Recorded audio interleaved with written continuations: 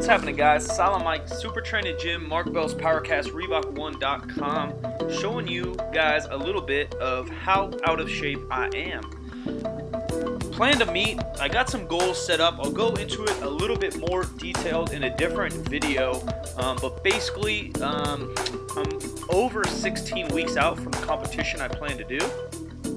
So that basically means it's time to get less fat, build up that work capacity. Here's my boy Dan. He's actually only like 3 or 4 weeks out from his meet, so he's raising that intensity and lowering the volume while I'm doing the opposite. I got a little lazy, I got a little complacent, I got a little bit out of shape. My weight hasn't really changed in terms of my body weight, but it just wasn't hitting the volume I needed because I wasn't sure what I was doing.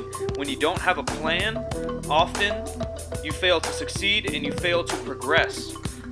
Number one key major key, if you know what I'm saying, to progression is having a goal and then finding out those steps to take you to that goal.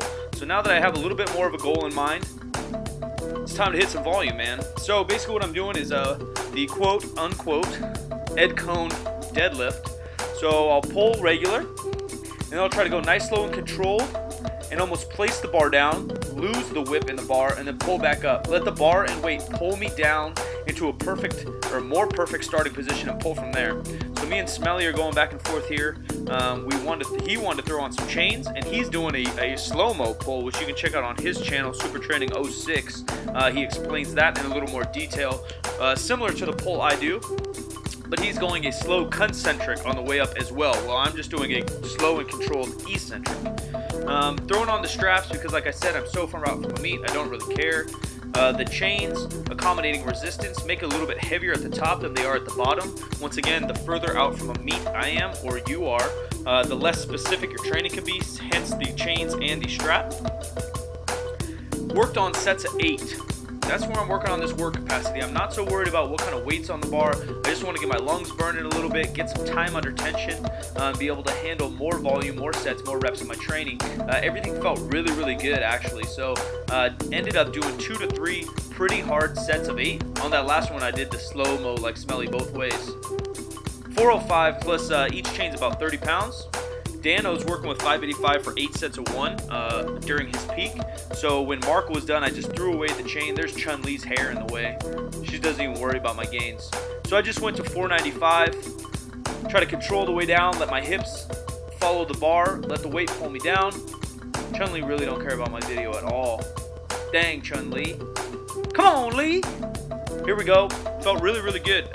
Obviously, it looks super easy. It looks super fast. My glutes got a pump. My low back got a pump. But I was so out of breath. And that's kind of the point I want to get to is fitness, a certain level of fitness, what Westside and Louis Simmons and a lot of people call GPP, General Physical Preparedness.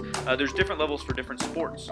So my sport, you need to be able to be fit enough to handle the sets and reps and be able to recover between your sets to handle the most amount of volume you can to be able to get the strongest you can.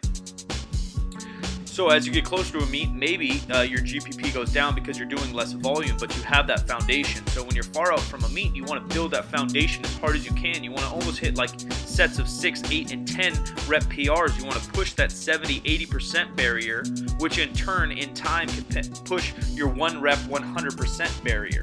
That's kind of the scheme of things. There's Dan smashing on weights. Everything's fast. Everything's smooth. I have him doing the slow eccentrics also. So right now, I think I'm going to be deadlifting twice a week, squatting 2 to 3 times a week, all in the 50 to 70% range. This is about 360 pounds or so, 50 or 55 pound bar. Those red plates are 55s and the blues are 45s, and I'm doing sets of 10. So I went from sets of 8 to sets of 10, both doing 2 to 3 sets.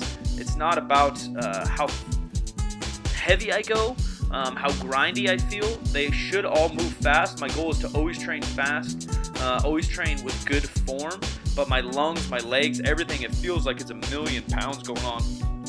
Even though that 10th rep was very fast. After this, as you guys will see, I'll show you a little bit of metabolic conditioning I did, kind of a superset deal. Once again, it's not necessarily because my weight has gone up. I'm still about 220 to 230 pounds, normally sitting about 225, so I'll drop that a little bit just because the volume I'll be kicking, but my nutrition, everything stays the same. But I'm adding this metabolic conditioning, this superset, this cardio, mostly to raise that work capacity.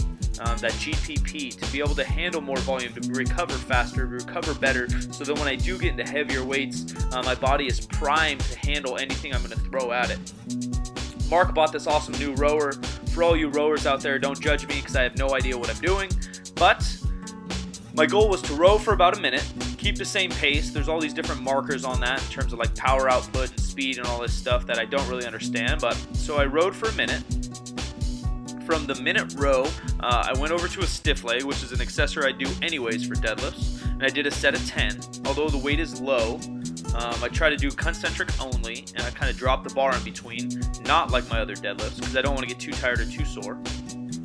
Cruising through the gym. So then I'll do a stiff leg, about a set of 8 to 10.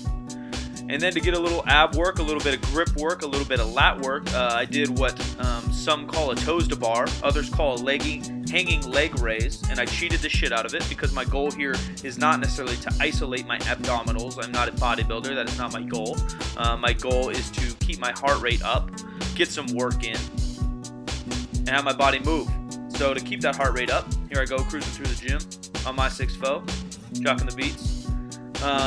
Basically all I'm trying to do is breathe a little bit, get a little bit of ab work. Here you see my ugly kip, my ugly cheat. Not really worried about it. My heart's pumping this whole time. Then I went to full recovery and I did this for 3 rounds. That's the end of this one, guys. Like that bitch, share that bitch, subscribe to that bitch. Just some ideas. Deadlifts kill.